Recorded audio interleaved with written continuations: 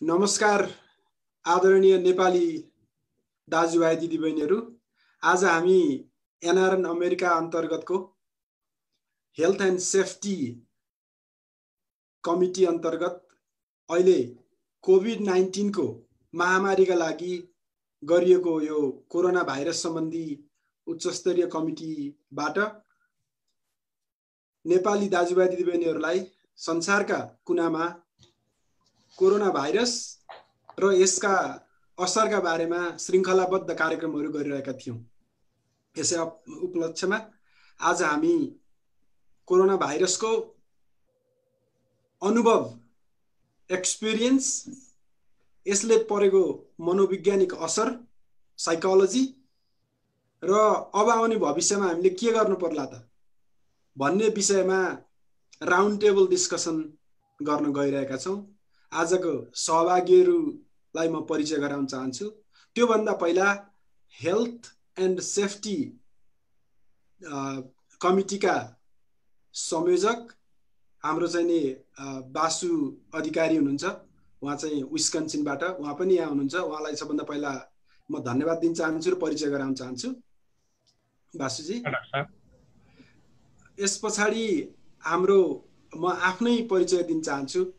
म चाहिँ एनआरएन अमेरिकाको 2 कार्यकाल अध्यक्ष भएर काम गरे। यहाँहरू सबैले चिनिहाल्नु भएको छ। म चाहिँ नि पेसाले इन्टर्नल मेडिसिन, हस्पिटल मेडिसिन र एडमिनिस्ट्रेसनमा पनि काम गर्छु र यसपटक कोरोना भाइरसको उपचारको क्रममा फ्रन्टलाइनरको रूपमा काम गर्ने अवसर पनि प्राप्त भएको छ। र त्यस पछाडि अब म चाहिँ हाम्रो डाक्टर विनोद शाह हुनुहुन्छ। उहाँ न्युयोर्कबाट, उहाँलाई परिचय गराउन चाहन्छु। उहाँ चाहिँ physical and rehabilitation medicine specialist हुनुहुन्छ। उहाँ पेन स्पेशलिस्ट हुनुहुन्छ। उहाँ अल्बर्ट आइन्स्टाइन कलेज अफ मेडिसिनमा असिस्टेन्ट प्रोफेसर हुनुहुन्छ र उहाँ आफै चिकित्सक मात्र नभएर आज बिरामीको रूपमा अनुभव पनि सेयर गर्दै हुनुहुन्छ। उहाँलाई स्वागत गर्न चाहन्छु। नमस्कार। त्यस पछाडि हाम्रो डाक्टर मदन उप्रेती हुनुहुन्छ। उहाँ चाहिँ वाशिङटन डीसीबाट, उहाँ चाहिँ नि एउटा समाजसेवी र एउटा एन्टरप्रेन्योर हुनुहुन्छ। उहाँ फाउन्डर र chief executive officer my psychiatrist PCL and diamond home health care चाहिँ वाशिङटन डीसी एरियामा। त्यस पछाडि उहाँ medical director for green book transcranial and magnetic stimulus प्रोग्रामको सेन्टरहरूको प्रोग्रामको। त्यस पछाडि उहाँ चाहिँ नि chairman developer Tesla hydro power. त्यस पछाडि उहाँ धेरै यो चाहिँ नि भर्जिनिया डीसी मेट्रो एरियामा पनि सोशल एक्टिभिस्टको रूपमा काम गर्नुहुन्छ। उहाँले चाहिँ नि नेपाली मन्दिर, नेपाली कल्चरल सेन्टर बनाउनको लागि धेरै ठुलो योगदान दिनुभएको छ। अहिले कोरोना भाइरसको ट्रिटमेन्टमा पनि उहाँले धेरै नेपाली दाजुभाइ दिदीबहिनीहरूलाई काउन्सेलिङ र ट्रिटमेन्टमा पनि सहयोग गर्नुभएको छ। अब हामी आजको यो कार्यक्रम राउन्ड टेबलको रूपमा पहिला यो कोरोना भाइरस के हो हामीले बुझिसकेका छौँ। अब यसको एक्सपिरियन्स हामीले कसरी गर्यौं त, एउटा चाहिँ नि चिकित्सकको रूपमा, एउटा जनरल पब्लिकको रूपमा र चाहिँ हाम्रो डाक्टर विनोद हुनुहुन्छ, उहाँले पेसेन्टको रूपमा पनि हामीले यो चाहिँ नि कोरोना भाइरसलाई कसरी अहिले लिइरहेका छौँ, अहिले हामी कुन अवस्थामा छौँ भन्ने बारेमा हामी छलफल गर्न चाहन्छौँ। सबभन्दा पहिला म चाहिँ यसको सामान्य ब्याकग्राउन्ड भन्न चाहन्छु। त्योभन्दा अगाडि म बासुजीलाई केही उहाँको कुराहरू छन् भने 1 मिनटमा बोलेर उहाँलाई चाहिँ उहाँ यहाँ उसमा डिस्कसनमा बसिराख्नु पर्दैन। त्यस पछाडि हामी चाहिँ नि डिस्कसन अगाडि बढाउन चाहन्छौँ। बासुजी।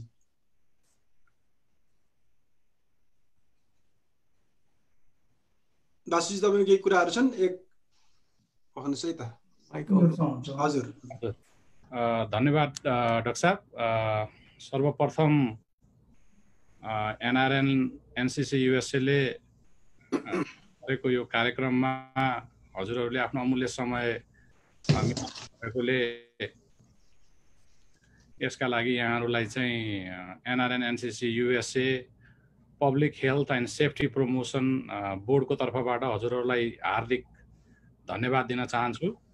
र साथै आजको यो कोभिड-19 को बदलिँदो परिवेशमा जुन एउटा एक्सपिरियन्स विभिन्न ठाउँमा विभिन्न चाहिँ व्यक्तिहरूले विभिन्न खालको चाहिँ भोगाइहरू भोग्नु भएको छ र त्यसले ती व्यक्तिहरूको भोगाइमा पार्ने मानसिक मनोवैज्ञानिक प्रभावका कुराहरू छन् र उहाँहरूसँग सम्बन्धित फ्यामिली लेभलमा सोसियल लेभलमा पर्ने असरहरू छन् र त्यो घटनाक्रम पश्चात कसरी आफूलाई चाहिँ जीवित राख्नको लागि के कस्ता च्यालेन्जेसहरू के कस्ता डिसिप्लिनहरू मेन्टेन गरेर अगाडि बढ्ने कुराहरू छन् ती कुराहरूलाई समावेश गरेर आजको यो कार्यक्रम जुन हामीले आयोजना गरेका छौँ यसमा चाहिँ हजुरहरूको सहभागिताले सबैलाई चाहिँ विश्वव्यापी रूपमा चाहिँ फाइदा हुनेछ भन्ने आशा लिएको छु र हजुरहरूलाई फेरि पनि एकचोटि धेरै धेरै धन्यवाद। Back to doctor Keshav. Thank you बासुजी।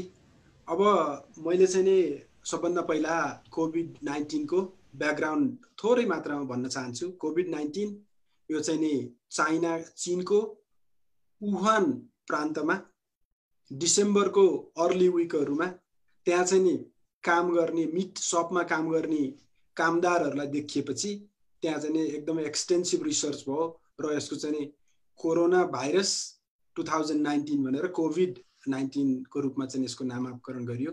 चाइनाबाट सुरु भएको यो डिजिज छिट्टै नै प्यान्डेमिकको रूपमा हामी संसारभरि लगभग 215-20 भन्दा बढी देशहरूमा फैलिसकेको छ र लगभग अमेरिकामा मात्रै 1 लाख मान्छेहरूको ज्यान गएको छ र संसारका थुप्रै देशहरूमा धेरै मान्छेहरूलाई यसले असर गरेको छ र थुप्रै मान्छेहरूलाई हताहत गरेको छ। जुन चाहिँ नि अहिलेसम्म यसको चाहिँ नि 60 लाख भन्दा बढी मान्छेहरूलाई असर गरेको एउटा डाटा निकालिएको छ। त्यो त एउटा टेस्ट गरिएको डाटा मात्रै हो। टेस्ट नगरेका मान्छेहरूलाई यसले एकदमै धेरै मान्छेहरूलाई असर गरेको छ। मलाई जहाँसम्म लाग्छ न्युयोर्कमा चाहिँ 20% मान्छेलाई असर गर्यो भनेर एउटा डाटा निकालिएको छ। मलाई त्यो भन्दा पनि बढी अलमोस्ट 50% को लेभलमा पुगिसक्यो भन्ने लागेको छ र संसारभरिका मान्छेहरूले कोरोना भाइरस 1918 मा स्पेनिस फ्लूले मिलियन्स मान्छेलाई किल गरेपछिको यो सबभन्दा ठुलो महामारी हो र यो कोरोना भाइरस 1968 मा यसको चाहिँ नामाकरण गरिएको हो र त्यसपछि यसको विभिन्न रूपमा यो भाइरस आयो र 2003 र 2012 मा सार्स र मर्स भनेर यो चाहिँ नि आयो। त्यसपछि अब अहिले चाहिँ नि कोरोना भाइरस सार्स कोभ-2 भनेर हामीले चाहिँ नि भनेका छौं र यो चाहिँ एउटा डिजिज महामारीको रूपमा आएको छ। यो चाहिँ नि सामान्य फ्लूहरू भन्दा कम्तीमा 10 गुणा लिथल छ र त्यसपछि संसारभरिका मान्छेहरूलाई यसले हेल्थ त्यसपछि साइकियाट्रिक साइकोलोजिकल त्यसपछि आर्थिक र socio economic aspect every aspect of लाइफलाई चाहिँ यसले असर गरेको छ र तपाई हामी म एउटा ह्युमन बिइङको रूपमा मैले चाहिँ सामान्य मान्छेको रूपमा भन्ने हो भने मलाई चाहिँ त्रास छ सन्तास छ यो कोरोना लाग्दैमा मरिन्छ कि भन्ने छ र मलाई यो डिजिज लागेपछि तपाईहरु जस्तै धेरै हाम्रा साथीहरु चिकित्सकहरुलाई अथवा स्वास्थ्य कर्मीहरुलाई संसारभरिबाट मान्छेले सोध्नु भएको छ। यो चाहिँ 2 महिना अगाडि न्युयोर्कबाट र संसारका अरु ठाउँहरुबाट कोरोना लाग्यो मलाई अब म के गर्ने हो भनेर सोध्नु भएको थियो। म एउटा चिकित्सक भएको हुनाले मैले एउटा चिकित्सकको रूपमा एउटा एक्सपिरियन्स गरे। म हस्पिटल गए, त्यहाँ चाहिँ नि हस्पिटल जाने बित्तिकै यो के हो त, यो नयाँ डिजिज आयो, मान्छेहरु भक्काभक मरेका छन्, कतै म पनि त्यो डिजिज कन्ट्र्याक्ट गरेर मर्ने पो हो कि भनेर सोचिराख्दाखेरि मेरा थुप्रै साथीहरु हेल्थ केयर वर्करहरु ल मलाई त कोभिड भयो है, घरमै बसिरहेको छु, आइसोलेसनमा क्वारेन्टाइनमा भनेर साथीहरुले भन्नुभयो। त्यसपछि झन भयावह भयो, मन त्रसित भयो। तर पनि हामी हिपोक्रेटिक ओथ लिएर मानव जातिलाई दुःख पर्दाखेरि हामी गर्न सक्छौं भनेर हामी लाग्यौं र अहिलेसम्म लागिरहेका छौं। मेरो कोरोना भाइरसको पीसीआर टेस्ट भएको छ र अहिलेसम्म यो नेगेटिभ छ भनेपछि एउटा चाहिँ ह्युमनको एउटा चाहिँ सामान्य मान्छेको रूपमा पनि मलाई त्रास छ, म एउटा हेल्थ केयर वर्करको रूपमा पनि म त्रसित छु र एउटा विथ हाई कन्फिडेन्स पीपीईहरु प्रयोग गरेर हामीले काम गर्यौं र अहिलेसम्म fortunately I was able to be healthy, मेरो चाहिँ एक्सपिरियन्स त्यो हो। र अब अहिलेसम्म चाहिँ नि सबै संसारभरिका मान्छेहरूको एक्सपिरियन्स एउटा चाहिँ ह्युमन बिइङको रूपमा, एउटा चाहिँ सामान्य मान्छेको रूपमा, मान्छेहरू नलागेका मान्छेहरूलाई त्रास र लागेका मान्छेहरूलाई मरिन्छ कि भन्ने सन्तास र लागिसकेपछि फेरि लाग्छ कि भन्ने डर र भोलि अब आउने दिनमा आज मलाई लाग्यो भोलि चाहिँ नि मेरो छोराछोरीलाई लाग्ने हो कि अथवा श्रीमतीलाई लाग्ने हो कि साथीलाई लाग्ने हो कि म कहिलेसम्म चाहिँ यो स्थितिमा बसिराख्ने भन्ने चाहिँ मान्छेहरूलाई चिन्ता छ। त्यो भएको हुनाले हामी यो समयमा छौँ, यो अनुभवको अवस्थामा छौँ, हामी सबैले यो किसिमको एक्सपिरियन्स गरेका छौँ। आजको यो मिटिङमा हामी यो डिस्कसनमा सबैको, हाम्रो चिकित्सक अग्रजहरूको हामी चाहिँ नि अनुभव लिनेछौँ। यसमा सबभन्दा पहिला चाहिँ म अब आफ्नो अनुभव एउटा चिकित्सकको रूपमा र एउटा बिरामीको रूपमा तपाईँले के भोग्नुभयो, डाक्टर विनोद शाहलाई म चाहिँ आफ्नो कुरा छोटकरीमा राखिदिनु हुन अनुरोध गर्छु। नमस्कार सबै नेपाली दाजुभाइ दिदीबहिनीलाई। म एज ए फिजिसियन करिब 20 वर्षदेखि म न्युयोर्कमा बसेर काम गरिरहेको छु र सधैँ पेसेन्टसँग कन्ट्याक्टमा हुन्छौँ, हस्पिटल जान्छौँ। करिब करिब मार्चको मिड विकतिर जब कोरोनाको कुराहरू आयो, लकडाउनको कुरा आयो, मेरो अफिस पनि मैले बन्द गर्नु पर्यो र मोस्टली कन्सल्टेसन हामी टेलिफोनमा गर्न सुरु गर्यौँ। तर करिब मार्चको तेस्रो सप्ताहमा जस्ट केही पनि होइन, घाँटी खसखस हुने, साधारण कफ जस्तो आउने, मेरो यो पेटको बिरामीले गर्दा हो कि भनेर मैले चाहिँ इग्नोर गरेँ। तर 3 दिनपछि जब थाला परेँ, ज्वरो आयो, विकनेस भयो, भोलिपल्ट करिब यो 23 तारिकको कुरो हो, मैले चाहिँ आफ्नो साथीलाई कन्ट्याक्ट गरेँ। होइन होला कोभिड, तिमीले कहीँ गएको छैन, अहिले अलि भर्खर सुरु भएको छैन होला, मलाई पनि लाग्यो छैन होला, जस्ट भएर होला भनेर। तर 24 तारिकमा गएर एकदमै थाला परेँ, कल गरेँ अनि भनेर ल हुन्छ कोभिडलाई टेस्ट गराए हुन्छ नि एकचोटि। तर आफूलाई विश्वास लागेको थिएन। 25 तारिक मार्चको मैले टेस्ट गराएँ, कुरा गरेँ, हुन सक्छ जस्तो त्यहाँ कुरा भयो। त्यहाँको डाक्टर साहबले भन्नुभयो कि तपाईँ अहिले क्वारेन्टाइनमा बस्नुहोस्, तपाईँ आफै पनि डाक्टर हो, क्वारेन्टाइनको कुराहरू थाहा छ। ठिकै छ, म बसेँ क्वारेन्टाइनमा। 27 तारिकमा मैले रिजल्ट पाएँ कोभिड हो भनेर। पहिले त विश्वासै लागेन, अब हो भने त होला एक्सेप्ट गरेँ मैले। फ्यामिलीमा पनि कुरा भयो। त्यतिखेर मेरो श्रीमतीलाई पनि अलिअलि लक्षणहरू आइसकेका थियो, तर त्यतिखेर उसले टेस्ट गर्न मानेन, किनभने उसको त्यति सिम्टम छैन भनेर। कोभिड हो भनेपछि यो नयाँ रोग हो, त्यति थाहा पनि थिएन, सिम्टमहरू पनि नयाँ नयाँ आइरहेको थियो। मेरो स्मेलमा अल्टरनेसन भयो, साह्रै विक भएँ, फिभर पनि 102 सम्म मेरो आएको थियो, डर पनि लागिरहेको थियो निमोनिया हुन्छ कि भनेर। अब यसपछि के हुन्छ, त्यसपछि खबरहरू सुन्थेँ, फलाना ठाउँमा यति मान्छेको मृत्यु भयो, यति नम्बर बढिरहेछ। मलाई पनि मनमा धेरै चिन्ता लागेको थियो, परिवारलाई पनि चिन्ता लाग्यो। अब चिन्ताको करमा धेरै कुरो सोचिन्छ त्यतिखेर। अब भोलि के होला, म गयो भने के हुन्छ, सानो सानो बच्चाहरू छ, उनीहरूलाई भयो भने के हुन्छ। मेरो घरमा मेरो दाइ हुनुहुन्छ, हि 74 इयर ओल्ड, उहाँलाई पनि चिन्ता लागेको थियो कि उहाँलाई भयो भने फेरि के हुन्छ। उहाँ एक्लै बस्नु भएको छ, उहाँको फ्यामिली नेपालमा छ। धेरै चिन्तामा ग्रस्त थिएँ। तर विकनेस यति थियो कि म केही हिलडुल गर्न सकेको थिएन। इभन बाथरुम जानलाई मलाई हेल्प चाहिन्थ्यो। यो त फिजिकल सिम्टम्स चाहिँ ओछ्यानमा बस्दाखेरि जहिले पनि सोच्थेँ अब के हुन्छ मलाई, एकदम स्ट्रेसमा म बाँचिरहेको थिएँ। तर के भयो भने 1 विक पछि अलिअलि निको हुन लाग्यो। त्यही पनि विक थिएँ। म तपाईँलाई 1 दिनको कुरा भन्छु, म ओछ्याना पल्टिरहेको थिएँ। मैले आफ्नो श्रीमतीलाई बोलाएँ, ऊ बस्यो मेरो छेउमा, अनि आई वाज जस्ट क्राइङ। दूर दूर आँखाबाट आँसु म बसिरहेको थिएँ। आई क्यानट एक्सप्रेस कि मलाई के भयो। श्रीमतीले मलाई धेरै सोध्यो, के भयो, चिन्ता गर्नु पर्दैन, ठिकै छ, कोरोना भयो, निको भइहाल्छ नि भने। She always support me. तर continuous 5-10 minute I couldn't speak, रोएको रोइ गरेँ। I cannot express what I was going through. ठिकै छ, भयो, अलिअलि निको हुन लागेपछि भोलिपर्सि काममा जान्छु कि जस्तो पनि फिलिङ अब आउन सुरु भयो।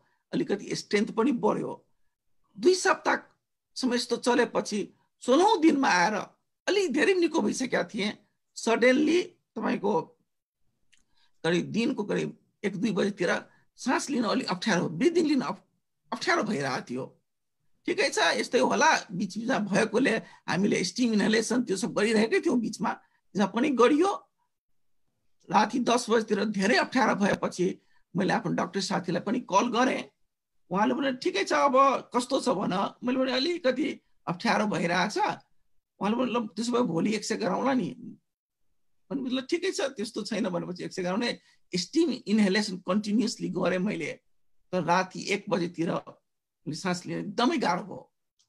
मैले आफ्नो श्रीमतीलाई सुतेको थियो, म सुत्न सकेका थिइनँ, उसलाई उठाएँ। मैले भने हेर सुजाता, अब मलाई लाग्छ इमर्जेन्सीमा जानुपर्छ।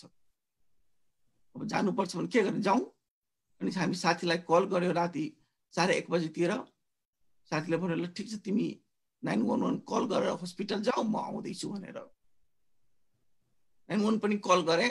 पछि मैले सोचेँ कि 911 आउँछ जाने भन्दा श्रीमतीलाई नि भने तिमी ड्राइभ गर।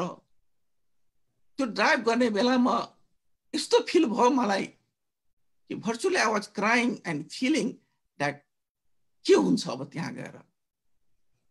मैले यतिसम्म डर लागिसकेको थियो त्यतिखेर कि आश मार्नु भयो आफूलाई। बाटो मैले श्रीमतीलाई भने कि मेरो रिटायरमेन्ट फन्ड यहाँ छ, यति पैसा इमर्जेन्सीलाई मैले छोडिदिएको छु, केही भयो भने you have access to get it. गएँ हस्पिटलमा, एकदम ब्रिदिङ डिफिकल्ट एकदम भइरहेको थियो मलाई। पल्स अक्स चेक गर्दा 96% थियो। उहाँले भने होइन तपाईँको पल्स त ठिक छ डाक्टर साहेब। मैले भने यो ठिक छैन, मलाई तपाईँ अब्जर्भेसनमा राख्नुहोस्, मलाई अक्सिजन दिनुहोस्। म त्यही हस्पिटल डाक्टर भएको नाताले मलाई गरिदियो। मेरो साथी फिस राति 3 बजे बिहान आइपुग्यो। चेक गरेपछि ल तिमीलाई अब्जर्भेसन राखौँ, भोलि तिमीलाई एक्सरे गराउँछौ। एक्सरे गराएपछि इट वाज एबनर्मल भनेपछि उसले मलाई केही पनि भनेन। उसले के भने सिटी स्क्यान गर न भनेर। सिटी स्क्यान गरेपछि दुईटै लङ्समा मल्टिपल प्याचेस अल ओभर। मलाई भन्यो यस्तो यस्तो छ तिमीलाई, म चाहिँ अब पल्मोनोलोजिस्टसँग कुरा गर्छु, let see what he says. त्यसमा एकदमै स्ट्रेस भयो त्यो हस्पिटलमा, मलाई एकदमै स्ट्रेस। उहाँले भन्यो साँझ आएर तपाईँलाई चाहिँ ट्रान्सफर गर्नुपर्छ मेन हस्पिटलमा। अब मैले भने पर्छ र, म त ठिकै छु अक्सिजनमा। होइन हाम्रो डिसिजन भएको छ कि तिमीलाई चाहिँ ट्रान्सफर गर्नुपर्छ मेन हस्पिटलमा। अब यो हस्पिटलमा भेन्टिलेटरहरू छैन, मलाई थाहा छ। मेन हस्पिटलमा सबै सुविधा छ। मैले भने अब ट्रान्सफर गर्नुपर्छ, गरौँ, के गर्ने, लाइफ डेथको कुरो छ। On the way the transfer I was only thinking about the ventilator. मैले पढेको थिएँ, सुनेको थिएँ साथीहरूबाट। यो बिचमा मेरो धेरै साथीहरू थियो, पल्मोनोलोजिस्टहरू, सबसँग कुरा गरिरहेको थिएँ म। सबले भन्दै थियो होइन ठिकै छ, अहिले तिमी इम्प्रुभ गरिरहेछौ। यो पनि भन्थ्यो मलाई भेन्टिलेटरमा गएको मान्छे धेरै कम फर्केर आउँछ। मेरो साथी छ चिफ पल्मोनोलोजिस्ट एटलान्टामा, आई वाज माई रुममेट, उसँग कुरा भइरहेको थियो। उसले भन्थ्यो ठिकै छ विनोद, निको भइहाल्छौ नि भनेर भन्थ्यो। तर हस्पिटल गएपछि जब मैले सब कुरो उसलाई बताएँ, उसलाई मैले एक्सरेको रिपोर्ट पठाएँ, सिटी स्क्यानको रिपोर्ट पठाएँ, उसले जस्ट कुराबाट थाहा हुन्छ नि मान्छेले। अब हामी डाक्टर पेसामा गएपछि एक्लै कुराबाट थाहा भइहाल्छ। एनी हाउ एकदमै म डराएँ त्यहाँ हस्पिटल जाने बेलामा कि I may not return back home. यस किसिमको फिलिङ मेरो मनमा आइसकेको थियो।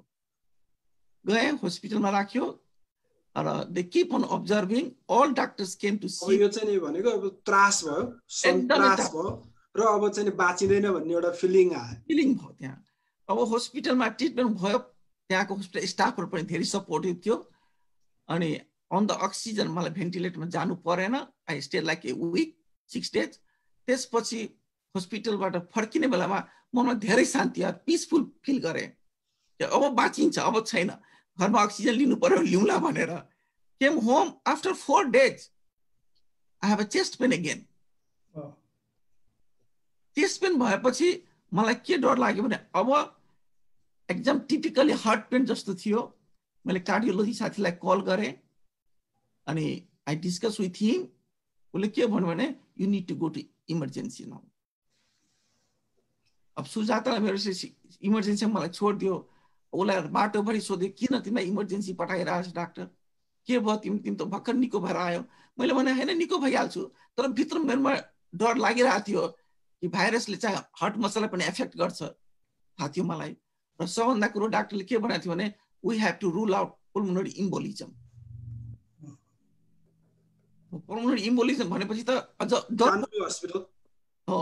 अनि त्यसपछि हस्पिटल गएँ अनि सबै टेस्ट भएपछि नेगेटिभ भएपछि करिब 6-7 घण्टा पछि मलाई डिस्चार्ज गरिदियो, घर आएँ।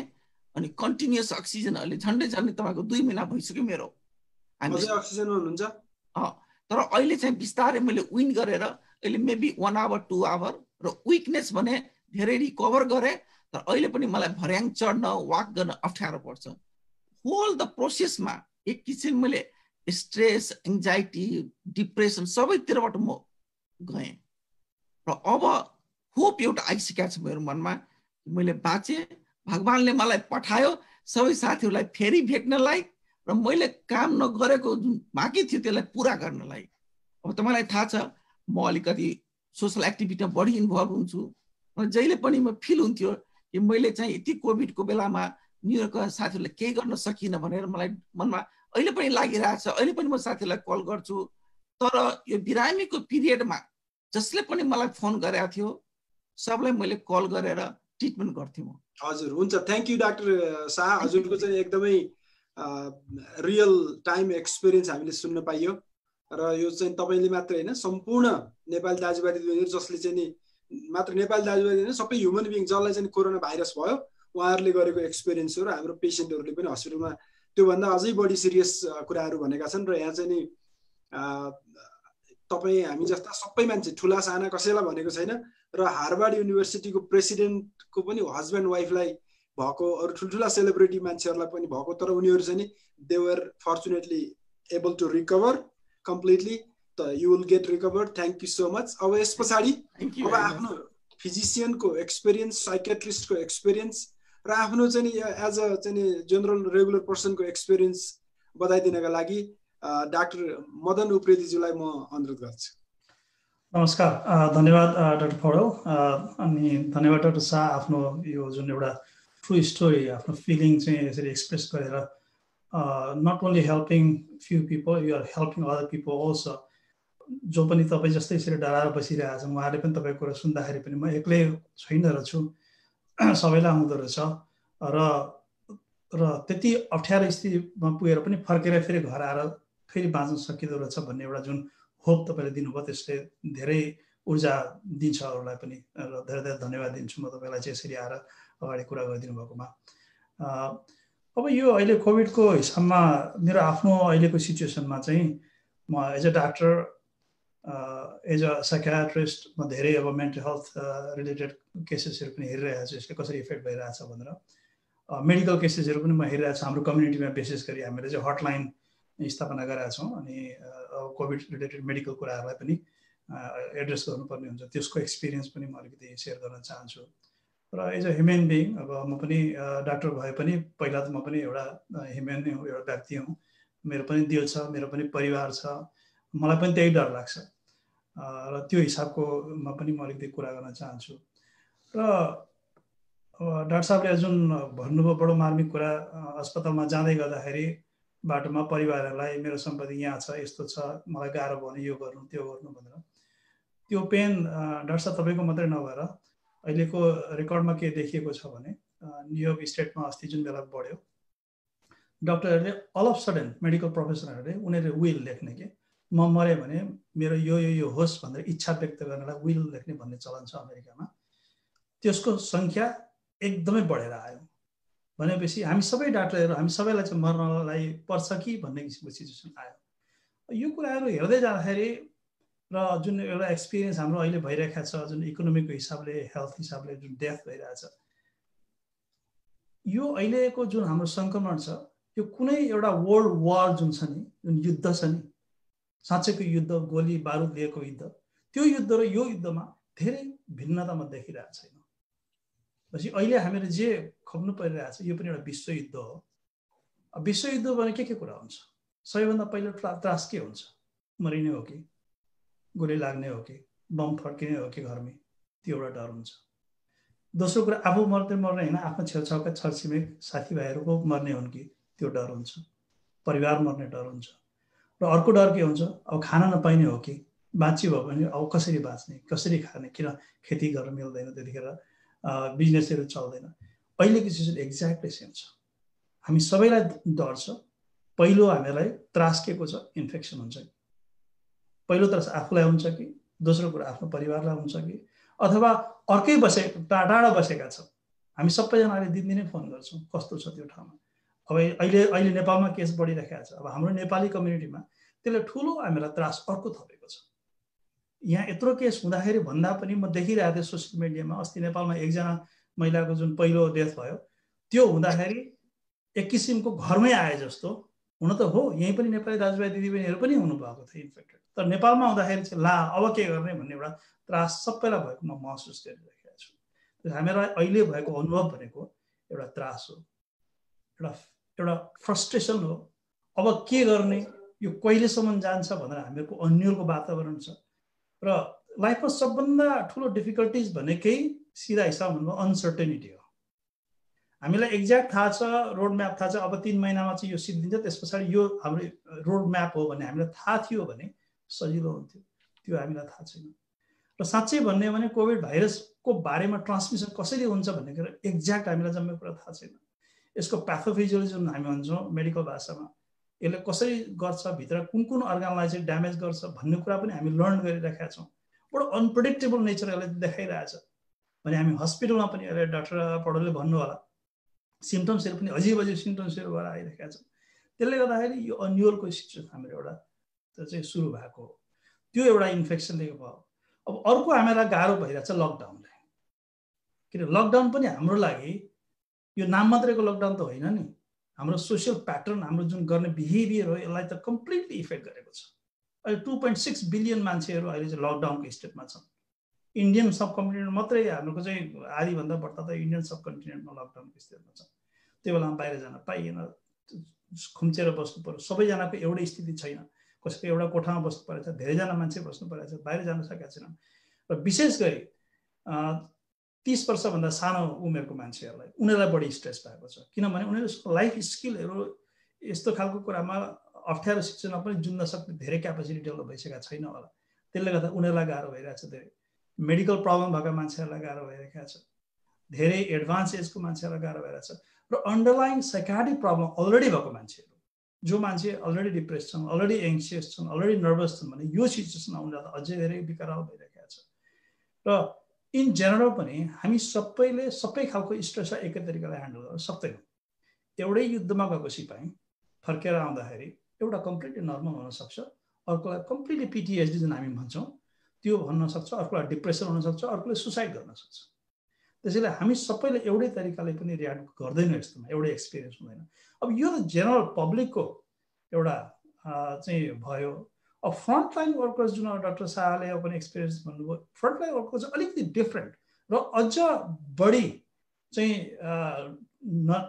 नेगेटिभ इफेक्ट अहिले परिरहेको हामीले महसुस गरेका छौँ। अब पहिलो त डायलामा छ, ट्रिट पनि गर्नु छ। अघि डाक्टर पौडेलले भन्नुभयो हाम्रो हिपोक्रेटिक ओथ छ, हामीले अर्कालाई हेल्प गर्नुपर्ने छ। तर हामी पनि त मान्छे हो, फेरि हाम्रो पनि परिवार छ। परिवारलाई प्रोटेक्ट गर्ने कि घरमा अब मेरै घरमा कुरा गर्ने मेरो आमा हुनुहुन्छ, 80 वर्ष पुग्न आँट्नु भएको छ। मैले इन्फेक्सन ल्याएर आमालाई सार्दिनँ हो कि भन्ने एउटा गिल्ट फिलिङ त हुन्छ नि। भने मेरो उत्तरदायित्व समाजलाई बचाउने पनि हो, तर एट द सेम टाइम मेरो फ्यामिलीलाई पनि बचाउने हो। त्यो दुईटाको बिचमा मेरो डायलेमा हुन्छ। र अब एउटा मोरल इन्जुरी भन्ने एउटा साइकोलोजिकल टर्म छ, मैले त्यो एक्सप्लेन गर्न चाहन्छु। हाम्रो मोरालिटीको हिसाबले पनि के हुन्छ भने हामी डाक्टर भएपछि बचाउन हाम्रो कर्तव्य हो भन्ने किसिमको हाम्रो हुन्छ। र यो युद्धमा पनि लागु हुने शब्द यो मोरल इन्जुरी। युद्धमा गएर चाहिँ आफ्नो साथीलाई बचाउन सकिएन, अथवा चाहिँ इनोसेन्ट मान्छेलाई चाहिँ गोली लागेर आफ्नो कारणले गर्दा मऱ्यो भने एउटा मोरल इन्जुरी हुन्छ। हामी डाक्टरहरूलाई पनि त्यो हुन्छ। हामी सबै डाक्टरले महसुस गरेको कुरा हो। आफ्नो हातको पेसेन्ट कोही मऱ्यो भने हामीलाई जहिले पनि दुःख लाग्छ, जहिले पनि इन्जुरी हुन्छ। र अब अहिलेको सिचुएसनमा अझ हामीलाई के हुन्छ भने स्पेसल्ली मेडिकल सप्लाइजहरूको सर्टेजको कारणले गर्दाखेरि, अब अमेरिकामा त त्यो भएको छ कि छैन मलाई थाहा छैन, तर अरू देशहरूमा भेन्टिलेटर छैन भने अब 2 जना मान्छे भन्दा एउटालाई पिक गर्नुपर्छ, एउटालाई हामीले मर्न दिनुपर्छ, अर्कोलाई बचाउनु पर्छ। कति पेनफुल कुरा हो त्यो। त्यसले हामीलाई मोरल इन्जुरी चाहिँ हामीलाई गर्छ। यो एउटा देखिरहेछ। र चाइनामा स्टडी गरेको एउटा डेटा म भन्न चाहन्छु, युहानकै कुरा गर्दाखेरि त्यहाँ स्टडी गर्दाखेरि के पायो भने सबैभन्दा ठुलो फेयर के छ डाक्टरहरूको अथवा चाहिँ हेल्थ केयर प्रोफेसनलको भन्दाखेरि आफूलाई इन्फेक्सन हुन्छ कि भन्नुभन्दा पनि घरको मान्छेलाई इन्फेक्सन सार्छु कि र घरको मान्छेलाई बढी त्रास हुन्छ, दिनदिनै उनीहरूलाई डर हुन्छ। म आफूले पनि एक्सपिरियन्स गरेँ, डाक्टर साहबले पनि भन्नु होला, जस्तो म कामबाट घरमा आउँदाखेरि घरको मान्छेहरूको सबैको अनुहार यत्रो भइरहेको हुन्छ, उनीहरूलाई टेन्सन बढी भइरहेको हुन्छ। आफू त बरु उहाँ के गरिरहेको छ भन्ने कुरा थाहा छ नि, कसरी प्रोटेक्सन गरेको पनि थाहा छ। घरमा आउँदाखेरि चाहिँ त्यो एउटा चाहिँ एक्सपिरियन्स मैले पाइरहेको चाहिँ देखिरहेको छु। अब अर्को एउटा एक्सपिरियन्स चाहिँ हामीले के पनि सिक्नुपर्छ भने यसको एउटा ठुलो लर्निङ एक्सपिरियन्स पनि हाम्रो लाइफको लागि। यो ब्रह्माण्डमा ग्यालेक्सी एउटा सानो तिलको गेडो जत्रो छ। यो ग्यालेक्सीको हाम्रो सोलर सिस्टम अर्को तिलको गेडो जत्रो छ। त्यो सोलर सिस्टममा अर्थ एउटा सानो छ, त्योबाट हामी मान्छे त्यति सानो। मान्छेको हाम्रो फुर्ती लगाउने अहिलेसम्मले जे गरेका छौँ, तँ ठुलो म ठुलो, तँ अध्यक्ष म उपाध्यक्ष, होइन, तँसँग यति तल सुन छ मसँग छैन, होइन, तँसँग यति राम्रो गाडी छ मसँग गाडी छैन, तैँले पिएचडी गरेको छस् मैले त एसएलसी पनि पास गरेको छुइनँ, होइन, तँ ठुलो मान्छे म सानो मान्छे, कुनै यो सबै कुरो सकियो, सबै कुरो सकियो। र यसले हामीलाई यसको पोजिटिभ इम्प्याक्ट भन्ने हो भने हामी सबैलाई एउटै धरातलमा ल्याएर मिलाइदिएको छ। हामी उति नै डराएका छौँ। जतिसुकै पढेको होस्, घरमा जतिसुकै पैसा होस्, ब्याङ्कमा जतिसुकै ब्यालेन्स होस्, कुनै मानिरहेको छैन। र एक किसिमबाट हेर्ने भने म 16 वर्षदेखि म बिजनेस काम गर्ने दिन रात काम गर्ने मान्छे हुँ। म पहिलोपल्ट लाइफमा बडो आइरोनिक छ यो कुरा, म शान्तसँग बसेको छु। मैले 10वटा काम गरेको छुइनँ, म 10वटामा कुद्दिनँ। 10वटा बिजनेसमा के भयो भने मलाई केही पनि टेन्सन छैन अहिले। र मैले नेपालको एयरलाइनको एकजनाको पनि कुरा सुनेको थिएँ, हाम्रो यो कुन चाहिँ एयरलाइन बिर्सेँ मैले नाम, उहाँले पनि त्यही भन्दै थिए, मेरा 1500वटा प्लेन छन्, म प्रत्येक दिन उठेर म रेकर्ड हेर्थेँ, प्लेन उड्यो कि उडेन, के भयो कि, सबै प्लेनलाई मैले ताला लगाएर अहिले घरमा आनन्दले सुतेको छु। भनेपछि संसार त चल्दो रहेछ, संसारमा यो नहुँदा पनि संसार त हिँड्दो रहेछ। भनेपछि हामी बेकारमा दौडधुप गरिराखेका छौँ, हामी बेकारको कुराको पछि लागिराखेका छौँ। अब अर्को एउटा डेटा पनि छ, यो कन्फर्म डेटा त होइन, काठमाडौँमा मान्छे मर्नेको सङ्ख्या घटेको छ, सबै हस्पिटल बन्द भएका छन्, मान्छे मर्नेको सङ्ख्या घटिरहेछ। भनेपछि हामी आफैले पनि सोध्ने बेला भयो कि हामीले के गरिरहेछौँ, बा हामीले चाहिँ बढ्ता ड्यामेजै पो गरिराखेका छौँ कि मान्छे मर्ने क्रम पो बढाइरहेका छौँ कि हामीले अननेसेसरी इन्टरभेन्सन गरेर। आई डोन्ट नो, अब त्यसको अथेन्टिक डेटा छैन, तर पनि यो हेर्ने बेला हो। हामी आफूलाई पनि हामी कति सूक्ष्म छौँ, हामीले एउटा जावो भाइरसले हामीलाई तहस नहस बनाइरहेको छ, हाम्रो केही अस्तित्व संसारमा छ, हामी पनि भाइरसै जस्तै हौँ अथवा एउटा वनस्पति जस्तै हौँ भन्ने कुरा हामीले सोच्यो भने चाहिँ अलिक शान्तै होला कि। किनभने वर्ल्ड वारमा पनि योभन्दा धेरै मान्छे मरेका थिए। गत 100 वर्षको हिस्ट्री हेर्नुहोस्, 2टा वर्ल्ड वार खप्नु पर्यो, एउटा महामारी खप्नु पर्यो, कति भोकमारी लाग्यो, ग्रेट डिप्रेसन आयो, खोइ त मान्छेको अस्तित्व सिद्धिएन त, हामी फेरि पनि उठ्यौँ। भने अहिले त त्यो हिसाबले हेर्दा कति नै ठुलो छ र। हामी संसारभरिबाट 1 लाख मान्छे मात्रै त मरेका छौँ आजसम्मको, 3 लाख जति पुगेका, होइन, 3 लाख 3.5 लाख जति पुगेको, 3,70,000। अमेरिकामा 1 लाख जस्तो त मान्छे मरेका छ। कुनै ठुलो कुरो हो र भनेर एउटा पोजिटिभ पनि सोच्न सक्ने हामीलाई छ। अब यसले गर्दाखेरि भाइचारा पनि बढ्ला। अब अरू कुराहरू हामी डिस्कसन गर्दै जाउँला। अब यो चाहिँ अहिलेसम्मको मेरो एक्सपिरियन्स एउटा एज अ ह्युमन बिइङ अथवा। Thank you. अब एउटा कुरा चाहिँ मैले के भन्छु भने, यहाँ मान्छेहरूको व्यक्तिको एउटा सामान्य मान्छेको एक्सपिरियन्स चाहिँ के हुन्छ भने, मान्छेहरूले चाहिँ भाइरसले चाहिँ त्यति धेरै मान्छे मार्यो, त्यति धेरै मान्छेलाई बिमारी बनायो, म चाहिँ नेक्स्ट हो कि भन्ने चाहिँ एउटा फिलिङ जहिलेसम्म पनि रहिराख्ने भयो क्या, जो मान्छेलाई चाहिँ भाइरस भएको छैन। अब मैले चाहिँ हाम्रो हस्पिटलमा बिरामी लिएर आउँदाखेरि, अब बिरामीलाई ल्याएर कति त अब तपाईँ त श्रीमतीले तपाईँको चाहिँ डाक्टर साहबको श्रीमतीले उहाँलाई चाहिँ म्याडमले लगेर ड्रप गर्नुभयो। कति मान्छेहरूको त कोही मान्छे हुँदैन, त्यस पछाडि मान्छेहरू चाहिँ भोलिपल्ट इमर्जेन्सीमा आउने अथवा पर्सिपल्ट चाहिँ वार्डमा आउने हुन्छ नि, त्यो अहिले बन्द। किनभने अब त्यहाँ चाहिँ कहीँ पनि यो चाहिँ ट्रान्समिसनका कारणले कोही मान्छे आउनु पाउँदैन। त्यसले गर्दा झन् मान्छेलाई चाहिँ एकदमै स्याड, डिप्रेस्ड बनाउँछ। र कति मान्छेहरू त अब कोरोना लागेपछि मरेका पनि छन्। म आफ्नो एक्सपिरियन्सको आधारमा घरका मान्छेहरूलाई फोन गरेर हामी अपडेट गर्छौँ। त्यस पछाडि उनीहरूले अब चाहिँ हाम्रो नेपाली दाजुभाइहरूकै एक्सपिरियन्स न्युयोर्कमा, अब कसले चाहिँ को मान्छेलाई कहाँ जलायो सरकारले लगेर भन्ने पनि थाहा छैन। किनभने अब आफ्नो मान्छे रिलेटिभ्सहरू जानु पाउँदैनन्। अत्यन्त हृदय विदारक अवस्था छ। आफ्नो मान्छेहरूलाई, लभड वानलाई हस्पिटल गएको बेलामा केयर गर्न नपाउने, दुःखको बेलामा, त्यस पछाडि मरिसकेपछि पनि भेट्न नपाउने, अत्यन्त दुःखदायी अवस्था। अब हस्पिटलमा ल्यायो, मान्छेहरू हस्पिटलमा आउने बित्तिकै मान्छेको चाहिँ मनोबल घटेर भुइँमा पुगेको छ। अघि डाक्टर साहबले भन्नु पनि, फर्स्ट थिङ नै am I going to die, म त अब सकेँ, मेरो चाहिँ नि अघि डाक्टर साहबले भन्नुभयो लिभिङ विलहरू बनाउने अथवा चाहिँ नि एडभान्स डिरेक्टिभ्सहरू बनाउने, त्यो काम यस्तो धेरै भयो, डाक्टर्सहरूको मात्रै होइन कि सबै मान्छेहरूको ओभरअल। र त्यस पछाडि यो केले भएको त भन्दा मान्छे every one is scared of dying or they are helpless and hopeless and everyone is going through this situation. त्यो भएको हुनाले यो प्यान्डेमिक सन्तास हो र यसले चाहिँ हामी सबैलाई चाहिँ विभिन्न किसिमको एक्सपिरियन्स गराएको छ। यो एक्सपिरियन्सको आधारमा अघि डाक्टर साहबले भने जस्तो मान्छेहरुमा अलिकति एउटा चाहिँ हामी नेपालीले भन्छौं नि, अलिकति हामी मान्छेमा पनि सबैमा हाम्रा राम्रा र नराम्रा पक्ष दुईटै हुन्छ। एउटा दानवीय आसुरी प्रवृत्ति पनि हुन्छ हामी, तर त्यसले यो डिजिजले गर्दाखेरि मान्छेलाई अलिकति धनी गरिब ठुला साना तल माथि केही नभनिकन सबैलाई आक्रमण गर्ने भएको हुनाले everyone is slowing down, they are taking a deep breath. त्यो भएको हुनाले यसले चाहिँ यो लेसन सिकाएको छ। डाक्टर शाहको केही एड गर्नु छ भने यसमा भन्नु, नभए त्यसो भए नेक्स्ट उसमा चाहिँ म अगाडि बढ्छु। यो कुरो सत्य तपाईले जुन भन्नुभयो सबैको, तर यसमा चाहिँ मैले के नोटिस गरेँ भने जस्तो उहाँ डाक्टर साहबले भन्नुभयो सबैजना मान्छे अरू कामबाट अलिगिरहेछन् र आफ्नो एउटा फोकस यो संसारमा जे गरे पनि केही हुनेवाला छैन, शान्ति प्रिय बसौँ, परिवारसँग बसौँ र मिनिङमा जुन चाहिदाहरू जुन पहिले थुप्रै थियो सबैको मिनिमाइज भइसकेको छ। तपाईको स्पिरिचुअलिटी पनि धेरै बढेको छ यो बेलामा।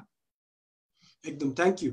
अब यो चाहिँ नेक्स्ट च्याप्टरमा जान चाहन्छु म चाहिँ नि। अब यसमा हामीले दोस्रो टपिक चाहिँ के राखेको छ भने फर्स्ट चाहिँ हामीले experience as a human being, as a patient, as a physician एक्सपिरियन्सको कुरा गऱ्यौँ।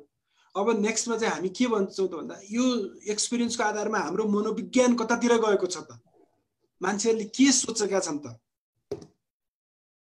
के भइरहेछ त मान्छेको दिमागमा। यसमा विशेष गरी डाक्टर उप्रेतीले यसमा अलिकति धेरै भन्नु होला। हामी चाहिँ नि म एउटा जनरल फिजिशियनको हिसाबले के भन्न चाहन्छु भने मान्छेहरूलाई अब कोरोना भाइरस लाग्ने बित्तिकै म मर्छु कि अब हामी चाहिँ यो संसार यो ब्रह्माण्ड नै मानव इतिहासै हराउने हो कि भन्ने पनि एक किसिमको मान्छेहरूलाई चाहिँ त्रास थियो। र अब अहिले चाहिँ एक किसिमको होइन यो कोरोना लाग्दैमा मरिने चाहिँ होइन रहेछ है, चाइनाको चाहिँ नि मात्र नभएर अहिले त संसारभरिको डेटा आइसक्यो र WHO ले अहिले भर्खर अपडेट गरेको रहेछ। अब यसमा चाहिँ पहिला उनीहरूले माइल्ड डिजिज, सिभियर डिजिज र क्रिटिकल डिजिज भनेर क्लासिफाई गरेको थियो चाइनामा, वुहानमा हुँदाखेरि। अब अहिले चाहिँ नि WHO ले नयाँ क्लासिफिकेसन गरेको छ। माइल्ड डिजिज, माइल्ड सिम्पटम्स, कफ, कोल्ड, फिभर, हेडेक यस्तो बडी एक्सहरू हुने चाहिँ 40% हुन्छन्। त्यसैगरी सिभियर डिजिज, मोडरेट डिजिज चाहिँ नि 40% लाई देखियो, तिनीहरूलाई चाहिँ निमोनियासम्म हुन सक्ने भयो, तर त्यसले चाहिँ नि हस्पिटलै भर्ना गर्नुपर्ने अवस्था भएन। बाँकी रहेको 15% लाई चाहिँ नि सिभियर डिजिज भयो, तिनीहरू चाहिँ हस्पिटलको वार्डसम्म जानुपर्ने भयो, तिनीहरू चाहिँ नि सिभियर भयो, तिनीहरूलाई चाहिँ नि एक्सटेन्सिभ निमोनिया भयो र चाहिँ नि अक्सिजनको लेभल चाहिँ 94% भन्दा कम भयो। त्यस पछाडि क्रिटिकल्ली इल भनेको चाहिँ जो मान्छेहरूको अक्सिजन जति दिए पनि नपुग्ने, अब उनीहरूको चाहिँ रेस्पिरेटरी फेलियरमा गए भनेपछि अति मोर्टालिटी, संसारभरिको मोर्टालिटी चाहिँ 3 to 15% भयो। पहिला चाहिँ ल 2% देखि 4% छ भनेको थियो, अब अहिले चाहिँ के भयो भने 3 to 15% depending on the age and त्यस पछाडि जियोग्राफिकल लोकेसन, कन्ट्री, रेस, यी सबै धेरै कुराहरूले असर गरेको छ। अब हामीसँग त्यसको साइन्टिफिक डेटा आइसकेको छैन। त्यो भएको हुनाले यो डिजिजले चाहिँ सबै मान्छेलाई त्रास, सन्तास र इम्पेन्डिङ डुम भन्छौँ नि हामी। अब चाहिँ मान्छेलाई हार्ट एट्याक भएपछि म मर्छु भन्ने डर हुन्थ्यो भने अब अहिले चाहिँ कोरोना भाइरस लागेपछि म मर्ने हो कि अथवा नलागेको मान्छेले पनि मेरो छिमेकको मान्छेले लाग्छ म मास्क लगाएर गइनँ अथवा हातमा चाहिँ पन्जा लगाएर गइनँ भने के हुने हो त भने यसले चाहिँ सन्तास र आतंक र जो मान्छेहरू चाहिँ अलरेडी साइकेट्रिक कन्डिसन भएका थिए तिनीहरू चाहिँ झन् सिभियर डिप्रेसनमा जाने भयो। अहिले डाक्टर साहब त्यो बारेमा भन्नु होला। भनेपछि मनोविज्ञान चाहिँ के छ त भन्दाखेरि यो डिजिज लागेपछि यो चाहिँ it's a very severe disease, it can kill everyone भन्ने चाहिँ परेको छ र मान्छेहरू डिप्रेस भएका छन् र अब के गरेर यसबाट बच्न सकिन्छ भनेर मान्छेले सबैले सोचेको अवस्था छ र आउने दिनहरूमा अब कसरी गर्ने भन्ने हामी नेक्स्ट उसमा चाहिँ टपिक्समा सल्लाह गर्नेछौँ।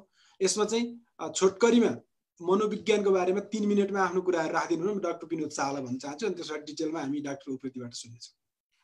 अहिलेको परिस्थितिमा के देखिएको छ भने नि मान्छेको डर अहिले पनि छ, जसको पोजिटिभ छैन नेगेटिभ छन् उनीहरूलाई पनि हुन सक्ने छ भने डर छ, जसको पोजिटिभ भएर रिकभरी गरेका छन् र उनीहरूको ब्लड टेस्ट गरेर के भन्छ आइजी लेभल पोजिटिभ भएको मान्छेलाई पनि उसको मनमा के डर छ भने यसको लेभल भोलि घटेर जाला, रिइन्फेक्सन हुन्छ कि भन्ने त्यो डर छ।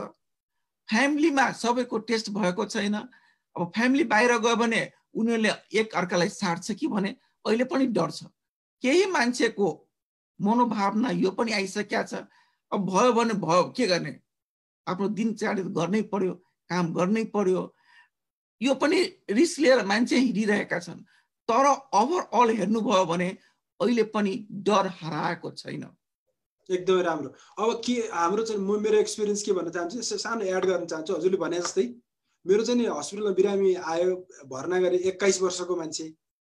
त्यस पछाडि अब तपाईँहरूलाई थाहा छ म न्यू मेक्सिकोमा काम गर्छु, यहाँ चाहिँ नि नेटिभ अमेरिकनहरू धेरै हुन्छन् र उसको चाहिँ नि अक्सिजन रिक्वायरमेन्ट 2 लिटर मात्रै थियो र 3-4 दिन पछाडि कम भयो र अब हामीले डिस्चार्ज गर्ने भनेर चाहिँ लाग्यो। लागेपछि के भन्यो भने I cannot go home. I live with my parents and I have a 2-year-old child.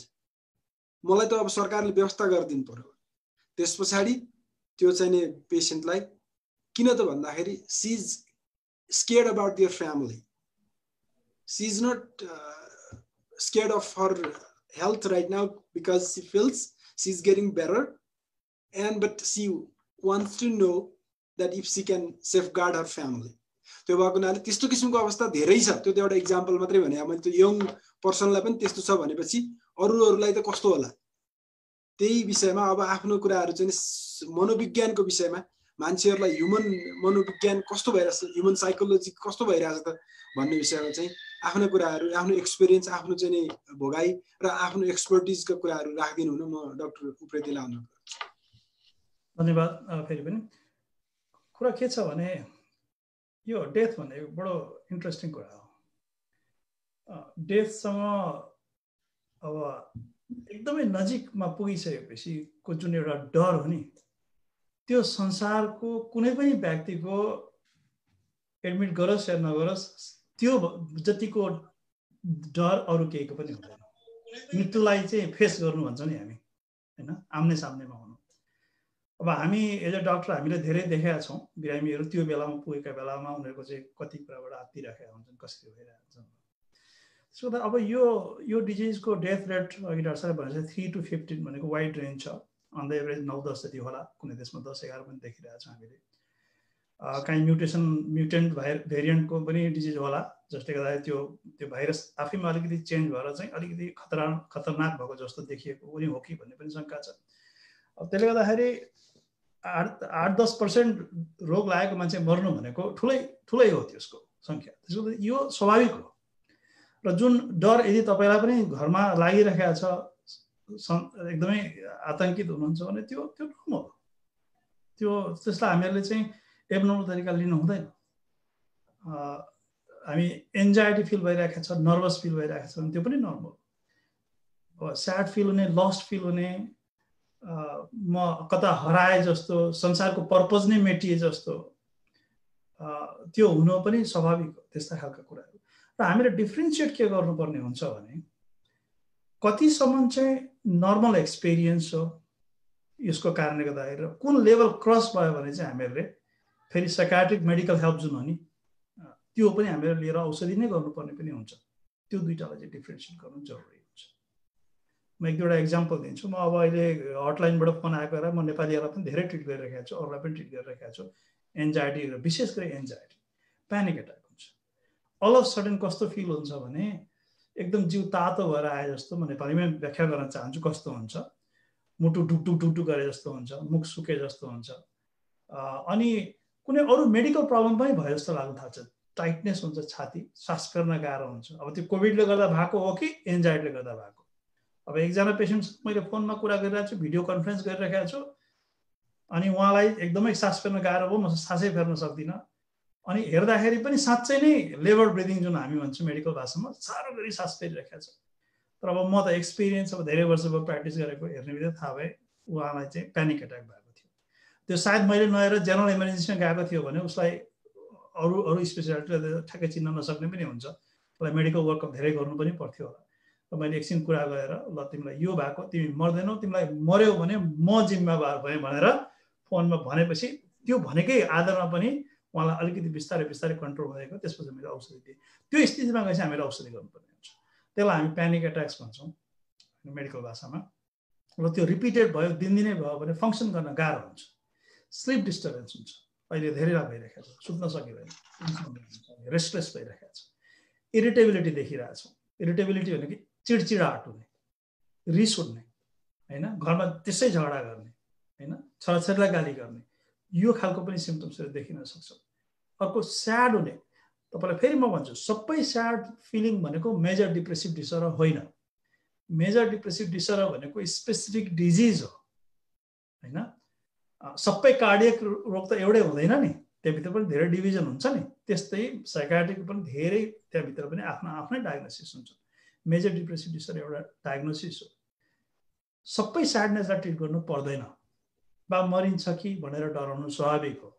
तर त्यो भनेर खाना खान मन लाग्न छोड्यो, वेट लस हुन थाल्यो, निन्द्रा लाग्न छोड्यो, लाइफ बेकार हो, बाँचेर पनि केही फाइदा छैन, डुम फिलिङ हुन थाल्यो र सुसाइडल थट नै आउन थाल्यो भने you need to seek immediate help. तुरुन्तै फोन गर्नुहोस्, फोन गरेर डाक्टरलाई खोजी गर्नुहोस्। म एउटा नम्बर पनि दिन्छु, एउटा सुसाइड हटलाइन पनि, किनभने सुसाइड इज अल्सो, अब यसै पनि suicide top 10 major killer disease हो। 10वटा टप डिजिज मध्ये अमेरिकामा सुसाइड पनि एउटा नम्बर 8-9मा आइरहन्छ, होइन। भने यस्तो बेलामा, क्राइसिसको बेलामा, वर्ल्ड वारको बेलामा, यस्ता क्राइसिसको बेलामा सुसाइडको सङ्ख्या बढ्ने हुनसक्छ।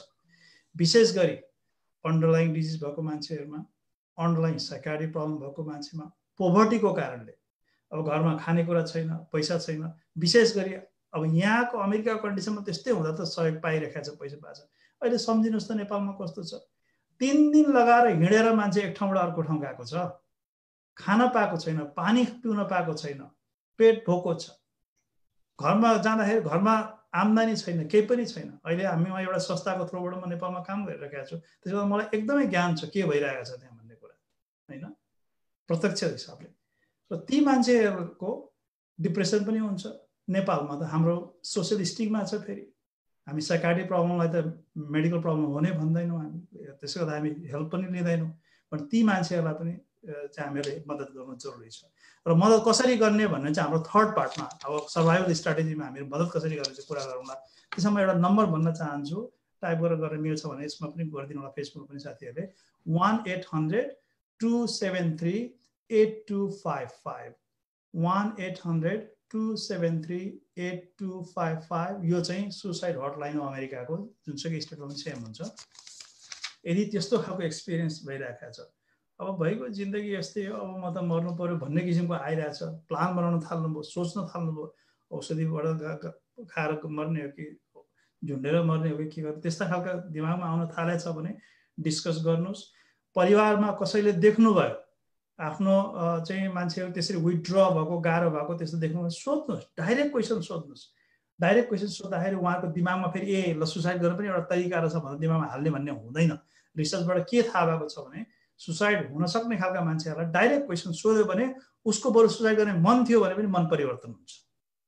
त्यसले गर्दा तपाईँले कुरा गर्नुहोस्, सोध्नुहोस्, तपाईँलाई मर्न त मन लागेको छैन, मर्न मन लागेको छैन, कसरी मर्न मन लागेको छ, होइन, कहिले प्लान बनाउनु भएको छ, सोच्नु भएको छ, सोध्नुहोस्।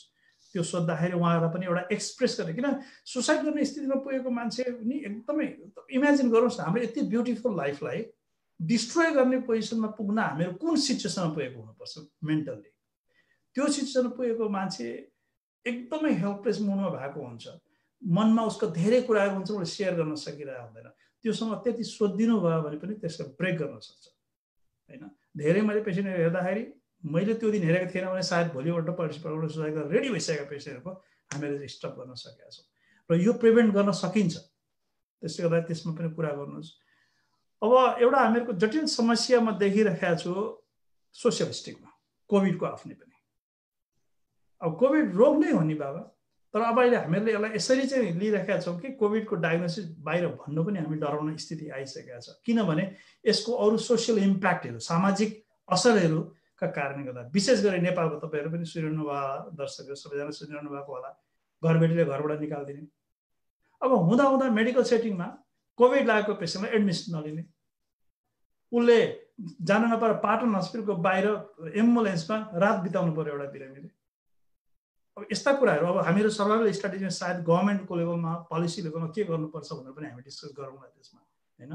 र यी कुराहरू पनि सोसियल मिटिगेसनहरू हामीहरू गर्न सकेनौँ भने यसले पनि हामीलाई साइकोलोजिकली इम्प्याक्ट पर्न थाल्छ र मान्छेहरू भाग्न थाल्छन्, मान्छेहरू आफ्नो कुरा डिस्क्लोज गर्दैनन्। किन डिजिजहरू जब डिस्क्लोज हुन छोड्छ बडो समस्या त्यहाँबाट सुरु हुन्छ। Thank you. हजुर डाक्टर सर सकिएको हो हजुरको? अब आइसोलेसनमा बसेका मान्छेहरू पनि भाग्ने भइरहेका छौँ होइन। नेपालमा चाहिँ उनीहरू जहाँ आइसोलेसन बनाएको छ त्यहाँ पनि भागिरहेका छौँ र यो सोसियल स्टिगमालाई पनि हामीले कसरी गर्ने त्यो एउटा छ।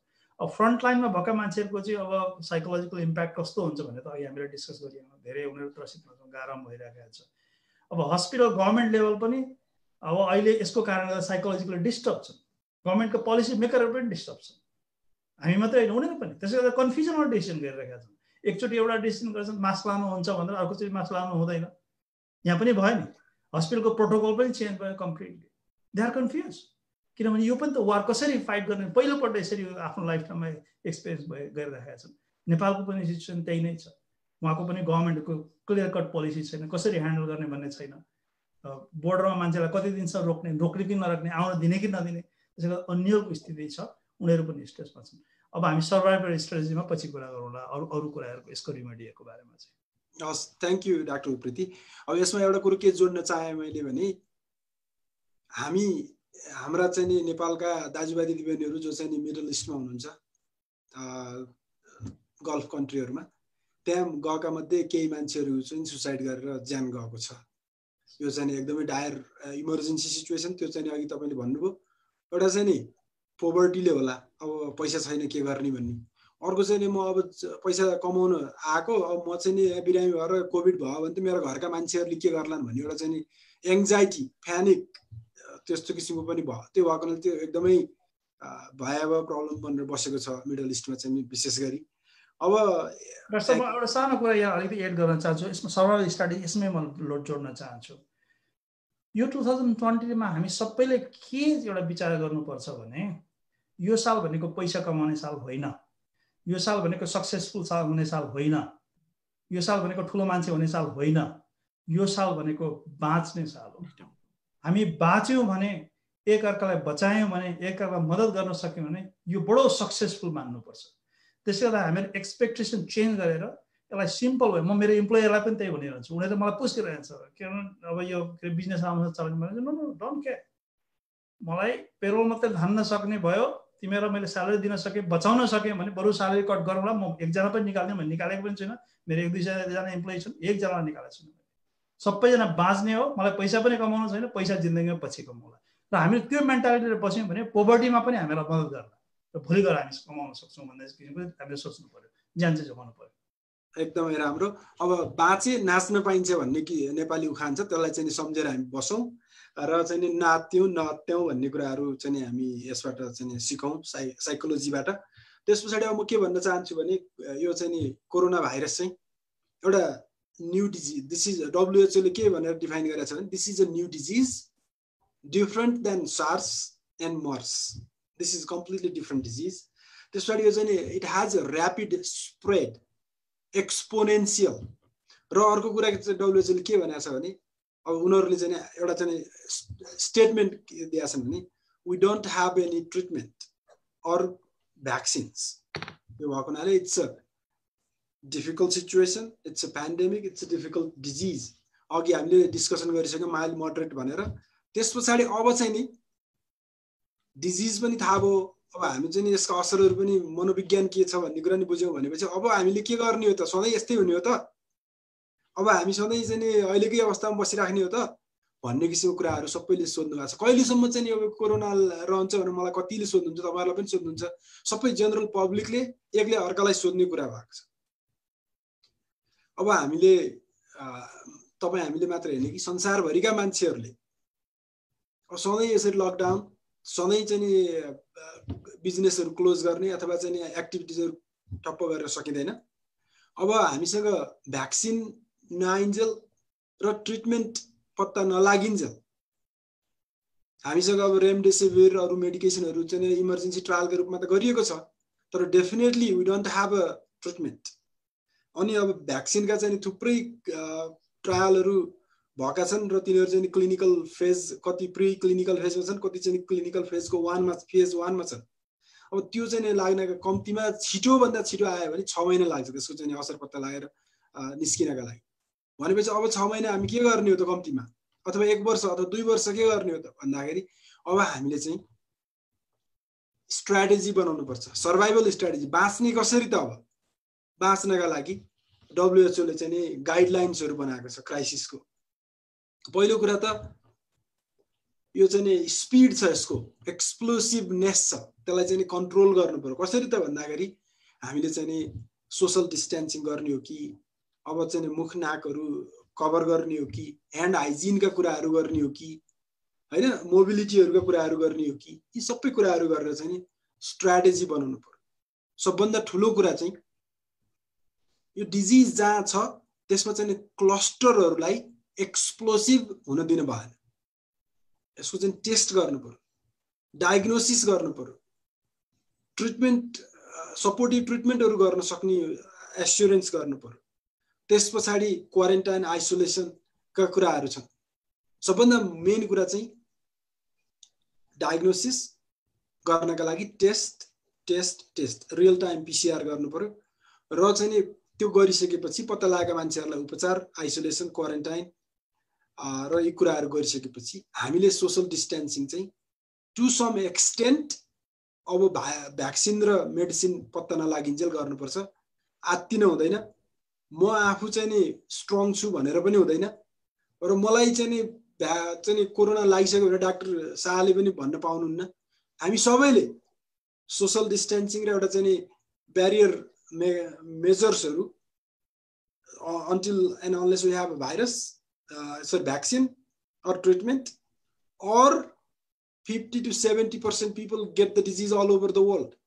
फेरि एउटा कन्ट्रीमा भएर एउटा एक ठाउँमा हराएर हुँदैन। अहिले यहाँ चाहिँ नि चाइनामा हरायो भनेर भनेको थियो, फेरि त्यहाँ चाहिँ नि मान्छेहरूलाई हुन थाल्यो।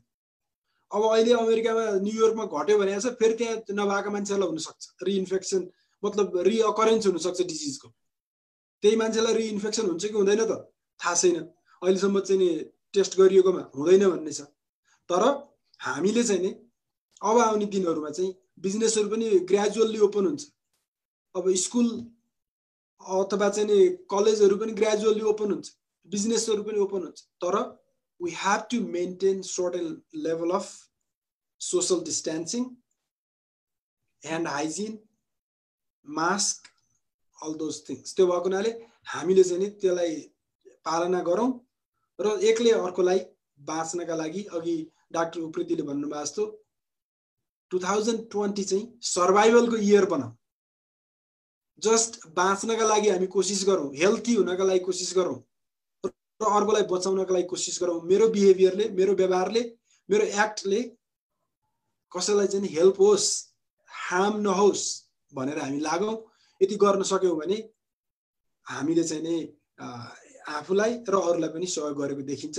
त्यो भएको हुनाले हामी नआत्त्यौँ। हाम्रो सर्भाइभल स्ट्र्याटेजी भनेको चाहिँ अब आउने दिनहरूमा चाहिँ नयाँ कल्चर, नयाँ ह्यान्ड हाइजिन, नयाँ मास्क, नयाँ चाहिँ सोसल डिस्टेन्सिङ कल्चर हुनेछ until we have vaccine and treatment available. यो भन्दै म आफ्नो कुराहरू छोटकरीमा राखिदिनु हुनका लागि म डाक्टर विनोद शाहलाई अनुरोध गर्छु। सो सर्भाइभल स्ट्र्याटेजीमा तपाईले के सोच्नु भएको छ, के भन्न चाहनुहुन्छ? यसरी सोच्दाखेरि मैले के हेरिरहेको छु भने जुन कुरा तपाईहरुले भन्नुभयो प्रिभेन्टिभ कुराहरू छ, जुन हाम्रो नेपालीमा भनाइ छ आफू पनि बाँचु अरूलाई पनि बाँच्न दिउँ। यो जुन बेसिक कुरा हाम्रो हजुरबाहरूले सुनेर आएका छौँ, हामी सुन्दै आएको छौँ नेपालमा, यो बेसिक प्रिन्सिपल जुन छ अहिलेको लागि एकदमै ठिक छ।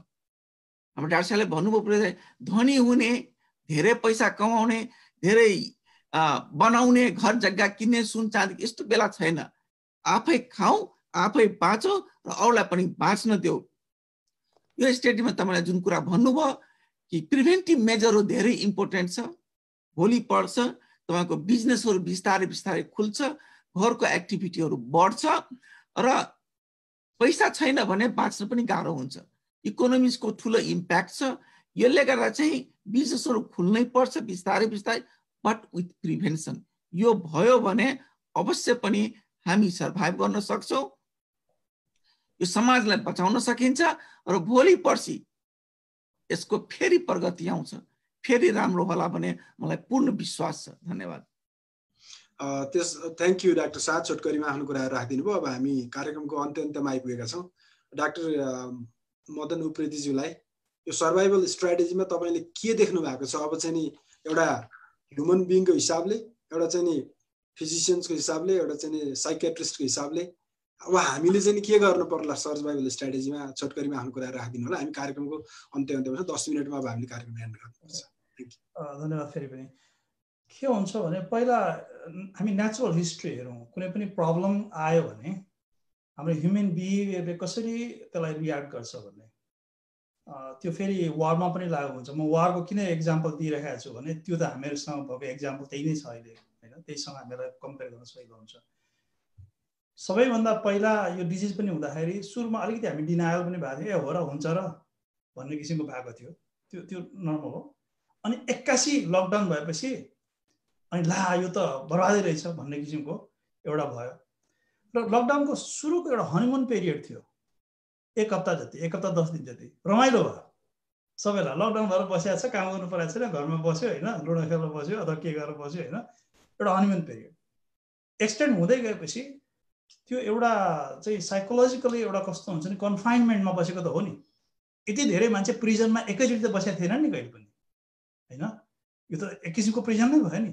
त्यसमा यति बस्दाखेरि अनि हामीलाई 81 अब सुरु भएको छ, अब सुरु हुन्छ यो। अब आजको मितिबाट अरू 2-3 हप्तासम्म हामीहरू एकदम होपलेस फिलमा जान सक्छौँ। अब के गर्ने? अब त यो त बडो गाह्रो हो। मलाई साथीहरू जहाँको अब के हुन्छ होला डाक्टर साहब, they look at us you know with the hope. उहाँहरू अभियसली सोध्नुहुन्छ, तर हामीसँग पनि कतिपय कुरामा आन्सर छैन।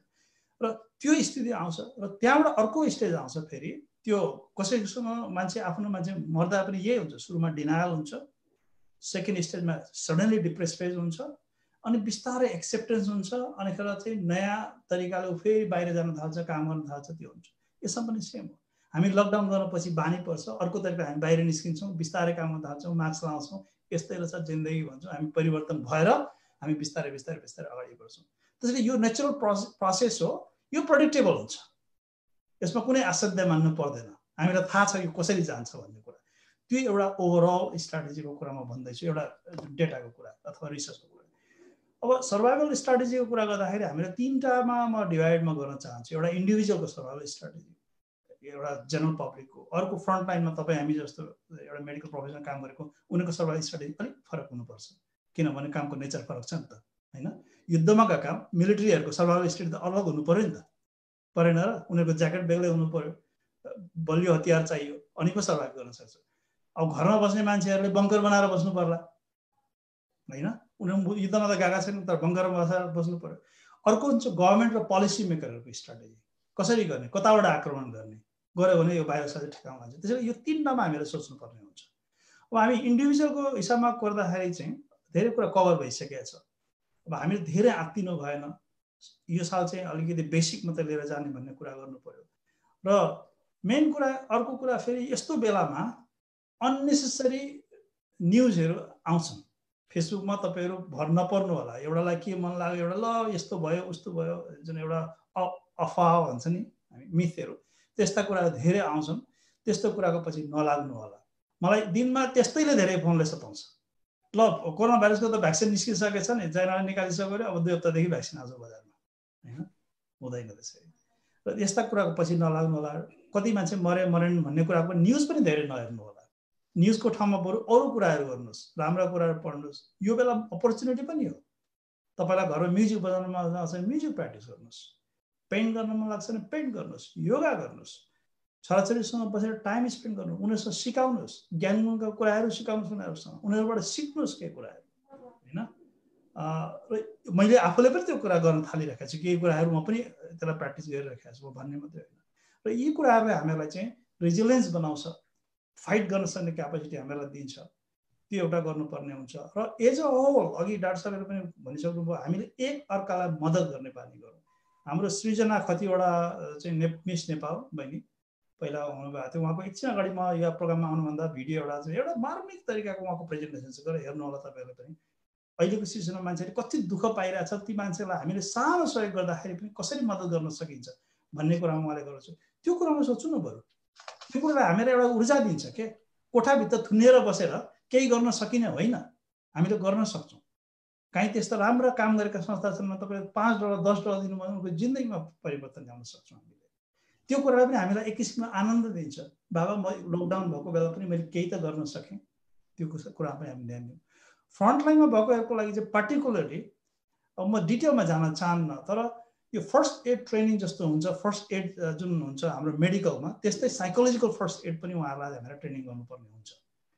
अब यो नेपालको सिजनमा चाहिँ अब गभर्मेन्टको चाहिँ अथोरिटी भएको कुनै हस्पिटलको म्यानेजमेन्टको साथीहरूले सुनिरहनु भएको छ म अब हस्पिटल म्यानेजमेन्टमा पनि म काम गरिरहेको गर्दाखेरि तपाईँले मलाई फेसबुकबाट कन्ट्याक्ट गर्नु होला म तपाईँलाई मेटेरियलहरू पठाइदिन्छु होइन किन यो एकदमै जरुरी छ यहाँ अमेरिकामा पनि राम्रोसँग भएको छैन चाइनामा भएको रहेछ चाइनामा के गरेछन् उनीहरूले भने हस्पिटलमा भएका जति कर्मचारी छन् घर जान दिएन उनीहरूलाई सबैलाई हस्पिटलमै राखे उनीहरू बस्ने व्यवस्था गराए त्यसले के रिलिफ भयो भने मेडिकल प्रोफेसनललाई घर गएर मैले रोग सार्छु कि भन्ने समस्याबाट उनीहरू मुक्त भए उनीहरूको परिवारलाई खाने पिउने व्यवस्था भएको छ कि छैन उनीहरूले ध्यान दिए उनीहरू हस्पिटलमा बस्दाखेरि पनि खाने पिउने व्यवस्था दिए अर्को कुरा रेस्ट भइरहेका छ कि छैन साइकोलोजिकली उनीहरू करेक्ट स्टेटमा छन् कि छैन उनीहरूलाई चाहिँ डेली ब्रिफिङ गर्न दिएको छ कि छैन अब हामी के छ विशेष गरी अमेरिकामा डाक्टर साहबहरूलाई पनि थाहा छ काम गरे आफ्नो सिफ्ट सकेको छैन एउटा पेसेन्टदेखि अर्कोदेखि अर्को स्पेसली इमर्जेन्सीमा काम गर्ने हो एउटा बिरामीदेखि अर्को हेर्दै ब्रेकडाउन भइसकेको हुन्छ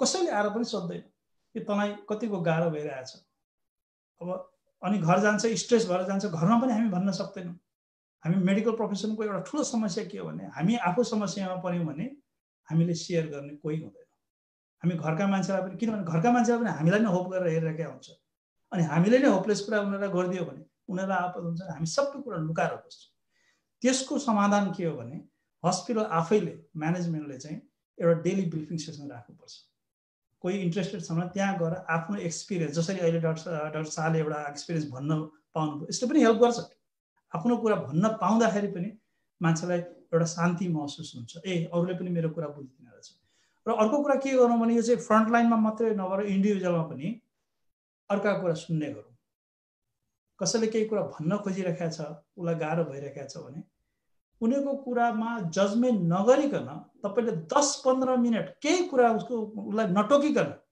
तपाईँले सुनिदिनु भयो भने पनि त्यो ठुलो उपचार हुन्छ यो संसारमा त्यो पाइँदैन तपाईँ एउटा कुरा भन्न सुरु गर्नुहोस् अर्कोको ओपिनियन एउटा न एउटा भइहाल्छ ऊ जान्ने भइहाल्छ आफूभन्दा मलाई कति पिर परेको छ भनेको उसले पहिला बुझेर चाहिँ बुझाउने कोसिस गर्छ त्यो रङ हो हामी त्यसो गर्नु हुँदैन कहिले कहिले हामी बाहिर आउटसाइडमा बसेर कुरा सुनि मात्रै दियो भने पनि त्यसले ठुलो मद्दत गर्छ ग्रुपहरू चाहिँ सेसन चलाउँ हामी चलाइरहेका छौँ अमेरिकाको कुनै पनि चाहिँ हुनुहुन्छ भने सान नर्सिङ एसोसिएसन छ यहाँ नर्दर्न भर्जिनियामा उहाँले चाहिँ मन्जु दिदीले उहाँले चलाउनुहुन्छ हामी म पनि धेरैचोटि त्यहाँ एज अ एक्सपर्ट त्यहाँ जान्छु अनि ओपन डिस्कसन त्यो खालि हेल्थ केयर प्रोफेसनलको मात्रै आफ्नो मनका कुरा दुःख सुखका कुरा अहिले के गाह्रो भइरहेको छ भन्ने कुरा 20-30 जना एकचोटिमा भेला हुन्छ त्यहाँ बडो एउटा रियल लाइफ सिचुएसनको हाम्रो डिस्कसन हुन्छ त्यस्ता डिस्कसनहरू मोडरेट गरौँ हस्पिटलले पनि गरोस् डेडिकेटेड वेबसाइट बनाइदियोस् इन्फर्मेसनहरू सेयरिङ गर्नका लागि यी सबै कुराहरू हामीहरूको त्यो गर्नुपर्ने हुन्छ अब गभर्मेन्ट लेभलले गर्नुपर्ने कुरा चाहिँ के हो भने पोलिसी बनाउनुपर्छ र त्यो पोलिसी कन्सिस्टेन्ट हुनुपर्छ, चेन्ज हुनु हुँदैन, एम्बिगियस हुनु हुँदैन, कन्फ्युजन क्रिएट गर्ने हुनु हुँदैन। त्यो भयो भने समस्या हुन्छ र गभर्नमेन्ट लेभलले लिडरसिप देखाउनुपर्छ। This is how we can win, this is our road map, र I am the leader, I am the one who is going to lead this, I am responsible for this. लिडरले त्यो कुरो चाहिँ रिएसेन्स गरिदियो भने त्यो national लेभलकोले होस्, district लेभलकोले होस्, अथवा हस्पिटलको सिइओले होस्, अथवा मेरै बिजनेस पनि मैले होस्, होइन तपाईँहरूले नै होस्, अथवा तपाईँको युनिटमा तपाईँले 4-5जनालाई चाहिँ म्यानेज गर्नुमा छ तिनीहरूको होस्, उनीहरूलाई तपाईँले भरोसा दिनुहोस् कि म छु, I am the leader, you don't have to worry about those little things, I will manage it. र तिमीहरूको काममा कहाँ समस्या आउँछ, के समस्या हुन्छ, I will take care of you. त्यो कुरा चाहिँ जानकारी दिन सक्यो भने एउटा राम्रो कोहेसिभ कन्सिस्टेन्ट किसिमको चाहिँ प्लानमा अगाडि बढ्छ र यो युद्ध जित्न सकिन्छ। हामी सबैले मिलेर जित्नुपर्छ, यसको कुनै विकल्प छैन। अब यो जित्न दुईवटा तरिका छ। अब अघि डाक्टर पौडेलले पनि भन्नुभयो कि अब यो कहिलेसम्म जाने यस्तै हो कि होइन, स्टप हुन्छ। भ्याक्सिन आएन भने पनि स्टप हुन्छ, भ्याक्सिन नआउन पनि सक्छ है, एउटा कुरा त्यो पनि हामीले बुझ्नुपर्छ। किनभने यति धेरै म्युटेसन हुनसक्छ कि धेरै खालका भाइरसहरू चाहिँ बजारमा हुन सक्छन्, कुन चाहिँको अवेसमा भाइरस बनाउने, धेरै यस्तो पनि भएको छ। त्यो भयो भने पनि एउटा हर्ड इम्युनिटी भन्ने कन्डिसन छ। यदि 70% भन्दा बढीमा इम्युनिटी चाहिँ डेभलप हुन थालिसक्यो भने, त्यसमा एन्टिबडीहरू बनिसक्यो आफ्नो शरीरमा यो रोगको विरुद्धमा लड्ने भयो भने, त्यो हर्ड, त्यो एउटा जमात हुन्छ मान्छेहरूको जसको इम्युनिटी गेन भइसकेको छ, तिनीहरूलाई सिल गरेर त्यसभन्दा फर्दर ट्रान्समिसनलाई ब्लक गरिदिन्छ। यो साइन्टिफिक कुरा हो होइन। र त्यो पनि त बिस्तारै डिजिज बढ्दै गएपछि त्यो पनि स्थिति आउँछ होइन। त्यो भइसकेपछि पनि यो स्टप त हुन्छ नै, अलिक प्रतीक्षा गर्नु पर्यो, धैर्य धारण गर्नु पर्यो। अब आउला डिसेम्बरसम्ममा चाहिँ इम्युनाइजेसन पनि होला होपफुल्ली, अनि गभर्मेन्टले इम्प्लिमेन्टेसन पनि क्विकली गर्ला। र मेरो यही नै हो। अब स्टे सेफ, सबैजना बस्नु होला। तपाईँहरू सबै, हामी सबैजना एउटै ढिक्कामा छौँ, यो एउटै लडाइँ हो, सबैजनाको लडाइँ हो। यो जातलाई, धर्मलाई, नेसनालिटीलाई, छालाको रङलाई यसले केही पनि चिन्दैन, यसले एउटै मात्रै चिन्छ, यो कोरोना भाइरस भर्सेस ह्युम्यानिटीको बिचको लडाइँ हो। र यो लडाइँमा हामी सबैजना सँगै छौँ, मिलेर गर्नुपर्छ। र सबैभन्दा चाहिँ आफूभन्दा वरिपरिका मान्छे, लेस फर्चुनेट को छन्, कहाँ छन्, के छन्, तिनीहरूलाई चाहिँ हामी एक-एकजनाले पनि मद्दत गर्नुपर्छ। सरकार आफैले मात्रै गर्न सक्दैन, स्पेसली नेपालको कन्डिसनमा। हस्, धन्यवाद। थ्याङ्क यू डाक्टर उप्रेती, एकदमै राम्रोसँग आफ्नो कुरा राखिदिनु भयो। अब यसमा एउटा कुरा के भन्न म चाहन्छु भने, WHO ले चाहिँ के भनेको छ भने, corona virus threatens human life and threatens livelihood and the way we live life. हामी यो सबैतिर थ्रेट भएको हुनाले हामीले चाहिँ अब अघि डाक्टर साहबले भने जस्तो अब चाहिँ हर्ड इम्युनिटी प्राप्त नभइन्जेल अथवा भ्याक्सिन अथवा ट्रिटमेन्ट नभइन्जेल हामीले चाहिँ एक किसिमको सोसल स्ट्राटेजी चाहिँ new culture, new social adaptation हामीले चाहिँ नि गर्नुपर्छ। र आत्तिनुपर्ने कुराहरू छैन। धेरै मान्छेहरूलाई अब चाहिँ नि कम हुँदै गएको छ र भए पनि अब पहिला जस्तो चाहिँ नि मान्छेहरू हजारौँ हजार मान्छे एकैचोटि मर्ने जस्तो कन्डिसन देखिया पनि छैन। किनभने अब डाक्टरहरूलाई पनि, हेल्थ केयर वर्करहरूलाई पनि एक्सपिरियन्स भइसकेको छ, अब कसरी ट्रिट गर्दाखेरि मान्छेहरूलाई चाहिँ बचाउन सकिँदो रहेछ भन्ने किसिमको एउटा नलेज पनि भएको छ। अर्को चाहिँ नि मान्छेहरूलाई पनि बाँचिन्छ भन्ने चाहिँ एउटा चाहिँ मनोबल बढिसकेको छ। त्यो भएको हुनाले we should not afraid but we should get united to fight with this disease as a individual level, community level and government level. त्यो हामीले गरेका छौँ। तर संसारभरिका लिडरहरूले चाहिँ नि कति ठाउँमा लिडरसिप देखिया छ, कति ठाउँमा देखिया छैन। तर नयाँ डिजिज भएको हुनाले एभ्रिवान इज स्केयर्ड एन्ड ट्रेम्बलिङ, सबैजना मान्छे थरथर कामेको अवस्था छ। त्यो भएको हुनाले अब बिस्तारै अब यसबाट सिकेको नलेजका आधारमा चाहिँ it will improve over time, त्यो भन्न चाहन्छु। र अब यसमा चाहिँ नि 1 मिनटमा हाम्रा चाहिँ नि दर्शकहरूलाई आफ्नो कुराहरू राखेर क्लोजिङ स्टेटमेन्ट राखिदिनका लागि म डाक्टर शाहलाई अनुरोध गर्दछु। धन्यवाद डाक्टर पौडेल। म चाहिँ एकजना कोभिडको सफरर हो, एउटा फिजिसियन हो। म यो सफर जुन भन्नुभयो डाक्टर साहबले, 15% जुन रेन्ज छ, critical condition, serious condition, hospital जाने, अक्सिजन लिने र भेन्टिलेटरको ढोकामा गएर फर्केर आउने, म त्यो सर्भाइभर मान्छे हो। र म बाँचे र म सबलाई यही रिक्वेस्ट गर्छु, मनोबल ठुलो हुनुपर्छ, सङ्घर्ष गर्यो भने अवश्य पनि जितिन्छ। कोरोना भाइरस हो, यसलाई चाहिँ हामी सबैजना मिलेर अवश्य पनि प्रशस्त गर्न सक्छौँ। र यसको लागि जुन प्रिभेन्टिभ मेजरहरू भन्नुभयो, इन्डिभिजुअल लेभलमा, कम्युनिटी लेभलमा, नेसनल लेभलमा, इन्टरनेसनल लेभलमा, र अहिलेको जुन नयाँ डेभलपमेन्टहरू आइरहेछ, तपाईँको भ्याक्सिन, हर्ड इम्युनिटीको कुरा सुन्नुभयो। त्यसैले तर्सेर सन्त्रासित भएर ज्यानै जान्छ भन्ने छैन। संसारमा जति जीव यहाँ आएको छ सबैको एक दिन बिदाई हुन्छ, तर यसले गर्दा हुन्छ भने नसोच्नुहोस्, स्ट्रङ बन्नुहोस्, एकअर्कालाई सहयोग गर्नुहोस्। यही बेला हो जुन बेला लोभ मोह मायालाई त्याग गरेर भाइचाराको विचारले, सद्भावनाको विचारले, सद्विचारले आफूमा भएकोलाई सेयर गर्नुहोस्, आफू पनि बाँच्नुहोस्, अरूलाई पनि बाँच्न दिनुहोस् र बचाउनुहोस्। यति मात्रै म भन्न चाहन्छु। नमस्कार। Thank you doctor Vinod Shah. यस पछाडि डाक्टर मदन उप्रेतीज्यूलाई 1 मिनटमा आफ्नो क्लोजिङ स्टेटमेन्ट राखिदिनु अनुरोध गर्दछु। अब हामीले धेरै कुरा गऱ्यौँ मेडिकलको बारेमा। अब कस्तो हुन्छ भने पहिला मेडिकल क्राइसिस हुन्छ, सेकेन्डमा साइकोलोजिकल, अनिखेर चाहिँ इकोनोमिक क्राइसिस। यो इकोनोमिक साइकोलोजी चाहिँ 2-3 महिनामा चाहिँ एकदमै भएर जान्छ। त्यसो म एउटा अर्को अनुरोध के गर्न चाहन्छु भने अब यो क्लोजिङ गर्नुभन्दा अगाडि मेजर इकोनोमिक डिसिजनहरू नगर्नु होला अहिले, किनभने अहिले पनि इकोनोमी कुन डिरेक्सनमा जान्छ, जस्तो घरै किन्नुपर्ने हुन्छ, मर्गेजमै जानुपर्ने हुन्छ, त्यस्ता कुराहरू चाहिँ अहिले नगर्नु होला। त्यो नगर्नु बेस हुन्छ। अब अरू कुरा त हामीले कभर गरिहाल्यौँ। अब तपाईँहरूले जुन तरिकाले अहिले यो प्रोग्राम गर्नुभयो गरेकोमा डाक्टर केशव पौडेलज्यू धेरै धेरै धन्यवाद। उहाँ मेरो मित्र पनि हुनुहुन्छ। हामी एउटै मेडिकल कलेज टिचिङ हस्पिटलमा पढेको धेरै वर्ष पहिला, र आज आएर चाहिँ एउटै प्लेटफर्ममा कुरा गर्न पाउँदाखेरि अब चाहिँ उहाँको ठुलो योगदान छ। हाम्रो एनआरएनएको तर्फबाट 2 कार्यकालसम्म चाहिँ उहाँले बिताउनु भएको छ, धेरै सर्भिस प्रोभाइड गर्नुभएको छ, र यसरी चाहिँ हामी सबैलाई भेला गरेर कुरा गर्ने मौका दिनुभएकोमा धेरै धेरै धन्यवाद दिन चाहन्छु। र एनआरएनले पनि धेरै कामहरू गरेका छ। अहिले हटलाइनहरूको व्यवस्थादेखि लिएर जुन पब्लिकलाई जुन रिसोर्सेसहरू चाहिँ दिने गर्न सकेका छ, त्यसको लागि पनि म धेरै धेरै धन्यवाद दिन चाहन्छु। डाक्टर विनोद शाह, म चाहिँ एकदमै आभारी छु आज तपाईँसँग त्यस्तै डाइरेक्ट चाहिँ कुरा पनि गर्न पाइयो र सुन्न पाइयो।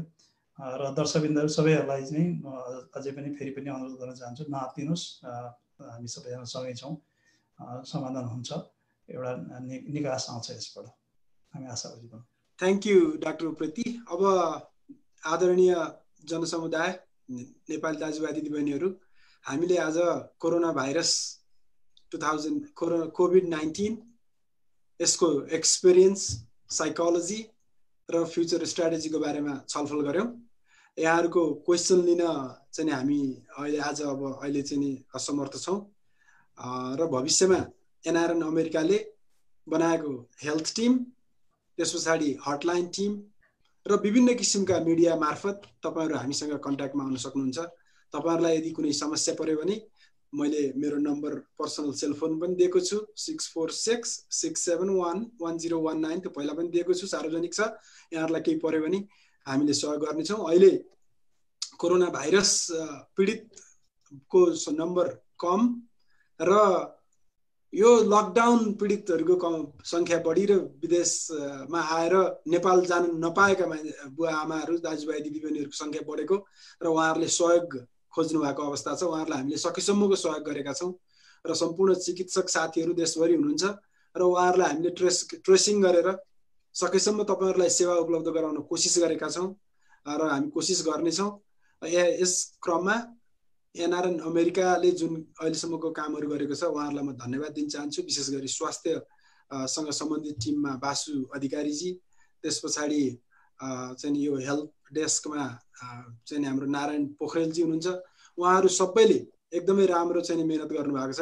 होल इन्टायर एनआरएन एनसिसी अमेरिकाले पनि यो चाहिँ अमेरिकामा हेल्थ सम्बन्धी समस्या र यो चाहिँ कोभिड-19 का बारेमा चाहिँ हेल्थ मात्र नभएर स्टुडेन्टहरूको, त्यस पछाडि इकोनोमिक क्राइसिसहरूको बारेमा कामहरू गर्नुभएको छ, लिगल हडलका बारेमा कामहरू गर्नुभएको छ। उहाँहरू सबैलाई धन्यवाद दिन चाहन्छु। आजको यस कार्यक्रममा doctor Madan Upreti, psychiatrist, entrepreneur businessman, उहाँ आएर कार्यक्रममा आफ्नो अमूल्य कुराहरू राखिदिनु भयो, उहाँहरूलाई धन्यवाद दिन चाहन्छु। डाक्टर विनोद शाह, उहाँ चाहिँ